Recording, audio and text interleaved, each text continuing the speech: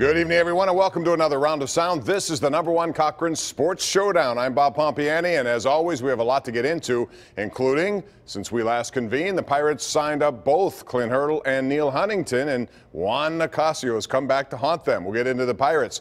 Penn State Pitt, James Franklin undervalues his own schedule. We'll talk about that. But the #1 topic tonight on the #1 Cochran Sports Showdown will be the Steelers in their debut, which they won, but certainly not the way most of us thought it would happen. Here's your panel, left to right on your television screen. We have Andrew Fillipponi from the Cochran Show, far left, about to be married, Andrew Fillipponi, I should add. In the middle, it's Chris Mack, pre- and post-game host for the Pirates on 93.7 The Fan, and Chris Mueller, Starkey mother every day from 2 to 4 with an interesting T-shirt. Care to explain? Yeah, Fathead's 25th anniversary tomorrow, Bob, and we're going to be down there on Starkey and Mueller on the south side. That's where I got engaged, too, speaking of Pony's upcoming nuptials. So, yeah, I had to throw it out there today. There you go. Fathead's anniversary. I'm sure you're going to be there, and there's a lot of IPA on tap down there. Anyway, we shouldn't go too far there. Let's talk about what happened today. And the Pittsburgh Steelers win a game, but when you look at it, it wasn't the kind of offensive performance that I think everyone thought they were going to get. So the question is, how much rust was there on Le'Veon Bell, Andrew? And do you believe in rust, #1? I do, but the offense would have driven me to drinking today with the way they performed starting up front. I mean, this is the second highest paid offensive line in the NFL, and they didn't look that way. I mean, you look at their offensive output, to have less than 300 yards of offense, and really, you have a special teams touchdown factored in too, so it's not even like their scoring output was where it needed to be. So I would give them barely a passing grade for the way they played in Cleveland, and I don't think the rust for Bell is a total excuse for it.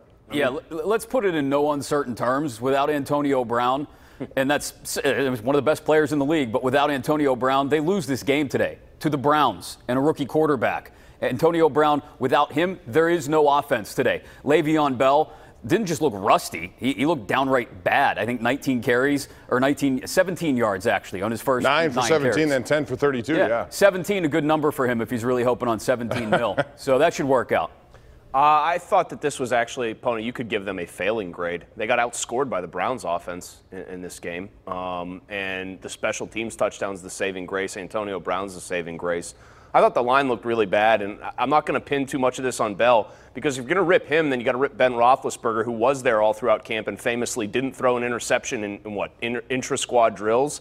And he looked off until he started really clicking with Antonio Brown. I thought this was a case of a team that just didn't have it today, and I thought it was encapsulated on one play. They had a 3rd and 1. They called a run right up the gut. That's where you'd expect your $100 million, offense and your high-priced offensive line to get a big push, and they got thrown right backward into Le'Veon Bell, and the Steelers lost yardage. That's just not above the line, basically. The other thing that really stood out was 13 penalties for 144 yards, one of the biggest totals you're going to ever see.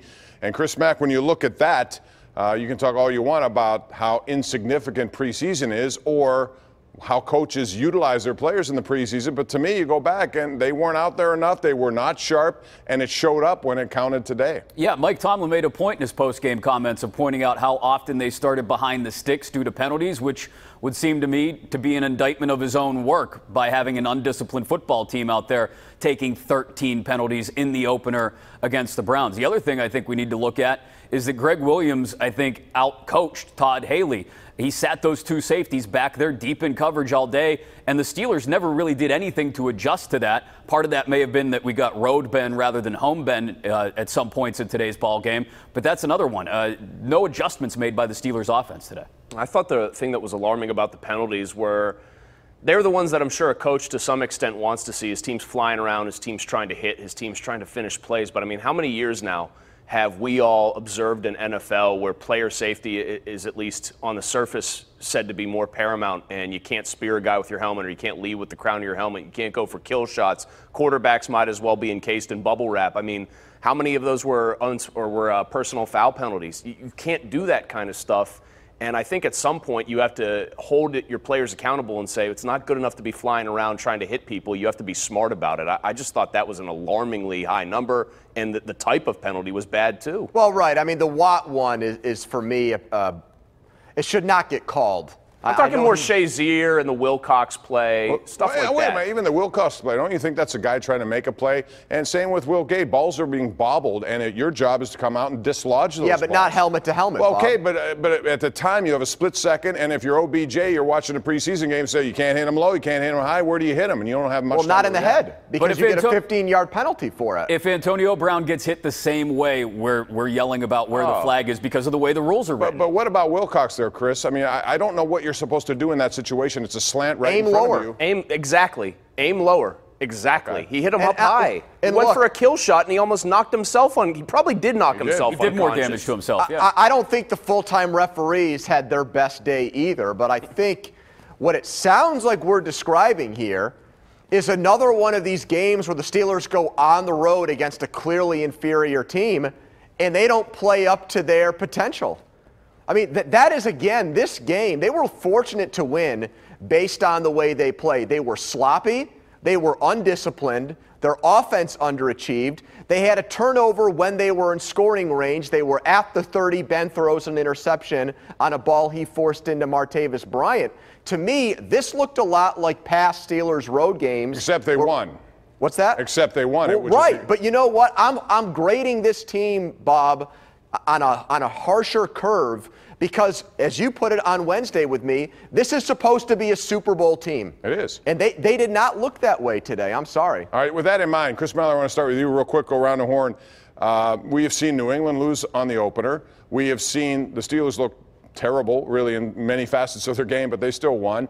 Has your view of the AFC changed, specifically to the AFC North and what you saw Cincinnati do today? Dalton was terrible, and the Ravens won. No, I mean, as far as the AFC North goes, I think this is still the Steelers' division. I have to believe the Steelers are going to get a home performance coming up next week and be fine, and I think they'll be a lot better. There's just too much talent.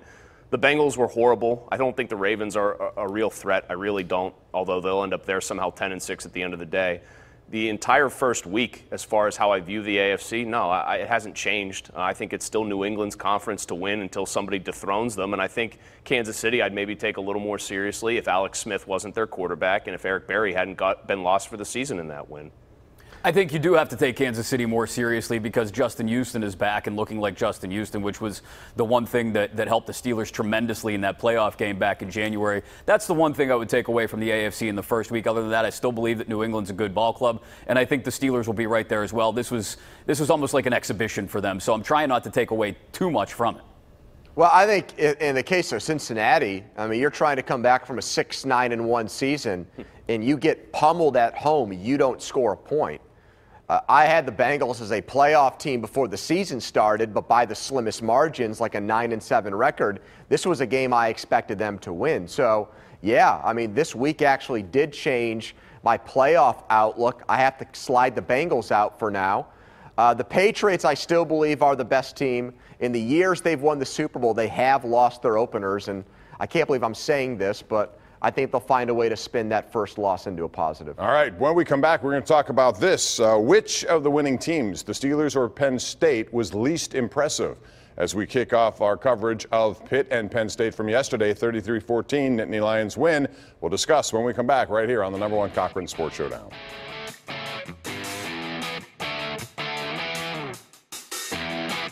The #1 Cochran Sports Showdown is brought to you by #1 Cochran, Go One Better.